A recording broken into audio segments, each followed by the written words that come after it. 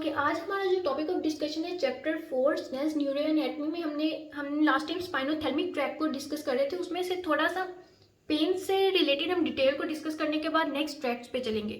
तो होता क्या है कि हमारे पास जो पेन फाइबर्स आए थे रेटिकुलर सब्सटेंस में, बेसिकली वो कौन से पेन फाइबर्स थे जो नीचे से आ रहे थे हमारे पास स्पाइनोथैलेमिक ट्रैक्ट के through, basically lateral spinothalamic tract, अगर हम मोर प्रिसाइजली कहें तो वो स्लो पेन फाइबर्स थे। अब होता क्या है कि रेटिकुलर सब्सटेंस वेकफुलनेस या कॉन्शियसनेस के साथ एसोसिएटेड होते हैं। इसीलिए हम कहते हैं स्विच ऑफ सेरिब्रल कॉर्टेक्स। इसने क्या करना है कि पूरे हमारे सेरिब्रल कॉर्टेक्स को रेटिकुलर सब्सटेंस से सिग्नल जाएंगे और ये अपना प्रॉपर फंक्शन परफॉर्म करते हैं। अब होता क्या है कि जब हम सो जाते हैं या जब हम बेसिकली सो रहे होते हैं तो हमारा रेटिकुलर फॉर्मेशन इनएक्टिव हो जाते हैं, और जब ये इनएक्टिव हो जाता है तो हमारे पास जो सेरिब्रल कॉर्टेक्स है वो भी अपनी वर्किंग प्रॉपर नहीं करता। इसलिए हमें लाइट टच या जब हम सो रहे हो कोई भी हल्की सी आवाज़ हो, वो हम क्या करते हैं उसको इंटरप्रेट नहीं कर पाते। तो वो बेसिकली क्या है, रेटिकुलर फॉर्मेशन उस टाइम इनएक्टिव होते हैं, और ये क्या था, स्विच ऑफ सेरिब्रल कॉर्टेक्स। इसके अलावा एक इम्पॉर्टेंट पॉइंट कि जितने भी असेंडिंग ट्रैक्ट्स हैं ये साथ साथ कुछ ना कुछ कोलेटरल्स, कुछ ब्रांचेस हमारे पास रेटिकुलर फॉर्मेशन को देते हैं, क्योंकि reticular formation direct switch off cerebral cortex है जिसने सेरिब्रल कॉर्टेक्स के सारे फंक्शंस को प्रॉपरली परफॉर्म करवाने हैं। अच्छा, नेक्स्ट बाकी पेन की जो डिटेल को डिस्कस करने से पहले देखते हैं कि ये ट्रैक्ट ऑफ लीजोर क्या होता है। हमारे पास जो स्पाइनोथैलेमिक ट्रैक्ट्स थे जिसमें हमारे पास इंटीरियर और लेटरल थे, इसके फर्स्ट ऑर्डर न्यूरॉन्स आए और जो इसके सेकेंड ऑर्डर न्यूरॉन्स है वो कॉन्ट्रालेटरल साइड पे जाते थे। अब होता क्या है कि जो इसके फर्स्ट ऑर्डर न्यूरॉन्स आते हैं ये कुछ असेंडिंग ब्रांचेस देते हैं और कुछ डिसेंडिंग ब्रांचेस देते हैं। इसी तरह जितने भी ये first order neurons ascending descending branches दे रहे हैं, तो इनकी ये असेंडिंग और डिसेंडिंग ब्रांचेस की वजह से एक लोकल सिस्टम ट्रैक्ट सिस्टम यहाँ पे बन जाते हैं, लोकल ट्रैक बन जाते हैं। इसे कहते हैं ट्रैक्ट ऑफ लीजोर। ओके, अब हमारे पास जो पेन सेंसेशंस थैलेमस तक आ गई थी, अब इसके मेनली आगे 3 पॉइंट्स हैं सेरिब्रल कॉर्टेक्स में। सबसे पहला और मेन पॉइंट तो पोस्ट सेंट्रल गाइडस में ही जाएगा। पोस्ट सेंट्रल गाइडस में ये जाएंगी सेंसेशंस। वहाँ पे इसका मेजर रोल के analysis of pain, type of pain, intensity of pain, like किस टाइप की पेन है, कितनी इंटेंस है। इसके अलावा हमारे पास 2 मेन और गाइडस है जहाँ पे ये पेन जा सकती है। जो एक गाइडस है वो है सिंगुलेट गाइडस, ये हमारे पास है सिंगुलेट गाइडस, और दूसरा जो गाइडस है वो है इंसुलर। अब इनका फंक्शन क्या है, जो सिंगुलेट गाइडस है उसमें मेनली क्या होता है, ये इमोशनल कॉर्टेक्स भी इसे कहते हैं, लिम्बिक कॉर्टेक्स, जो पेन से एसोसिएटेड इमोशनल सेंसेशंस है, ये इमोशंस है। सिंगुलेट गाइडस मेनली जो पेन की सेंसेशंस इमोशन से रिलेटेड है वो कहाँ जाएंगी, सिंगुलेट गाइडस में। अब हमारे पास लास्ट रह जाते हैं इंसुलर गाइडस।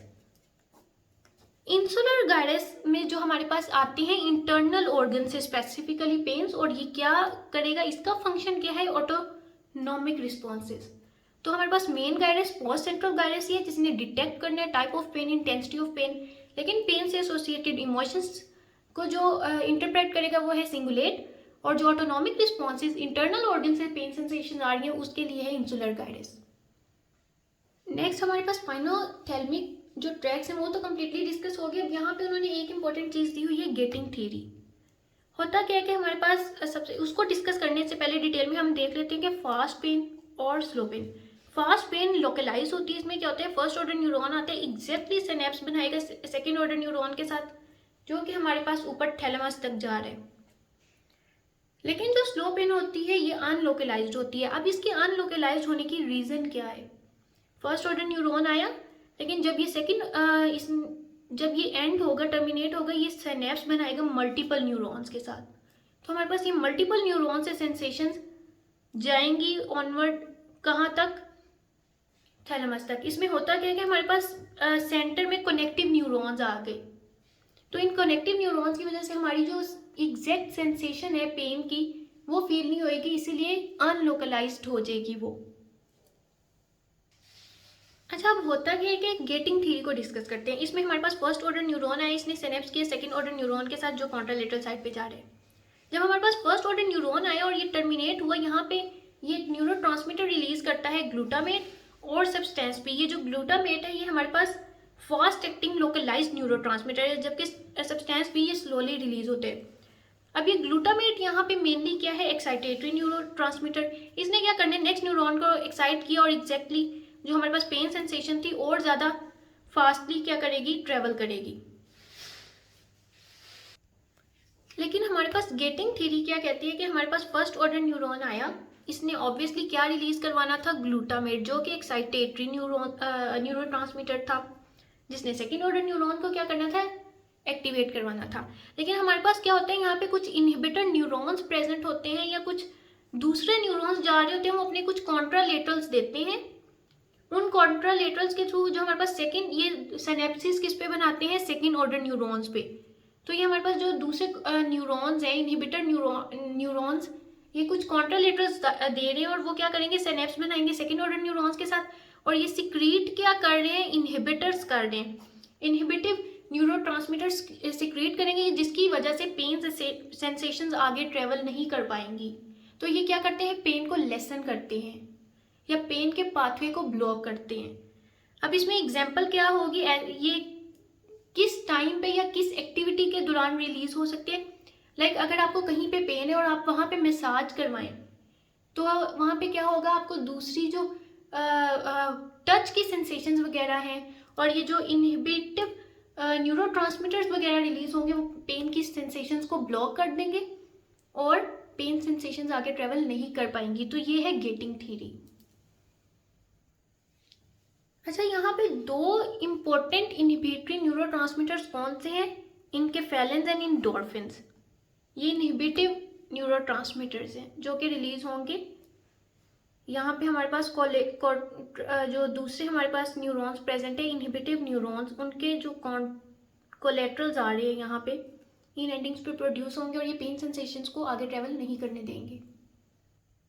पहले हमने गेटिंग थ्योरी को डिस्कस किया। अब यहाँ पे हमारे पास जो नेक्स्ट है वो है एनाल्जेसिया सिस्टम। इसमें हमारे पास क्या होता है, बेसिकली पेरीवेंट्रिकुलर ग्रे मैटर, ये जो हमारे पास थर्ड वेंट्रिकल है थैलेमस के सेंटर में, इसके साइड पे हमारे पास क्या प्रेजेंट होता है, पेरीवेंट्रिकुलर ग्रे मैटर।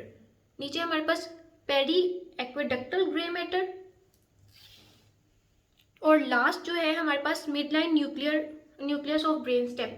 यहाँ से इन तीनों से क्या होगा, नीचे हमारे पास नर्व फाइबर्स ट्रेवल करेंगे। ये बेसिकली हमारे पास क्या होंगे, डिसेंडिंग फाइबर्स होंगे। ये जाएंगे नीचे पोस्टीरियर हॉर्न ऑफ जो है स्पाइनल कॉर्ड के पास जाएंगे, और जो वहाँ से पेन की सेंसेशंस न्यूरॉन्स हमारे पास लेके आ रहे होंगे, इस पॉइंट पे जाके कौन से न्यूरोट्रांसमीटर रिलीज करेंगे, इनहिबिटिव न्यूरोट्रांसमीटर्स। लाइक जिसकी एग्जांपल हमने पहले डिस्कस की, मॉर्फिन है, जिसमें हमारे पास आ जाते हैं इनकेफेलिन्स और एंडोर्फिन्स। ये क्या करेंगे, पेन की सेंसेशंस को ब्लॉक करेंगे, रिड्यूस करेंगे और इन्हें आगे ट्रेवल नहीं करने देंगे। तो इस तरह हमारा एनाल्जेसिया सिस्टम वर्क करता है। एनाल्जेसिया सिस्टम में बेसिकली क्या है कि डिसेंडिंग न्यूरॉन्स है, लेकिन जो हमने उससे पहले गेटिंग थ्योरी में डिस्कस किया, वहाँ पे हमारे पास उसी लेवल पे जहाँ से असेंडिंग न्यूरॉन्स ऊपर जा रहे थे, वहाँ पे कुछ इनहिबिटरी न्यूरॉन्स प्रेजेंट थे, उनके कोलेट्रल्स आ रहे थे जो कि इनहिबिटिव न्यूरोट्रांसमीटर रिलीज कर रहे थे। जबकि यहाँ पे हमारे पास ब्रेन से कुछ फाइबर्स आ रहे हैं और वो इनहिबिटिव न्यूरोट्रांसमीटर्स रिलीज कर रहे हैं। ओके, यहाँ पे हमारे पास स्पाइनोथैलेमिक और इसके कुछ एसोसिएटेड जो पार्ट है वो कंप्लीट हो गया। नेक्स्ट पार्ट में हम डिस्कस करेंगे dorsal column sensations, dorsal column pathway, medial lemniscal system.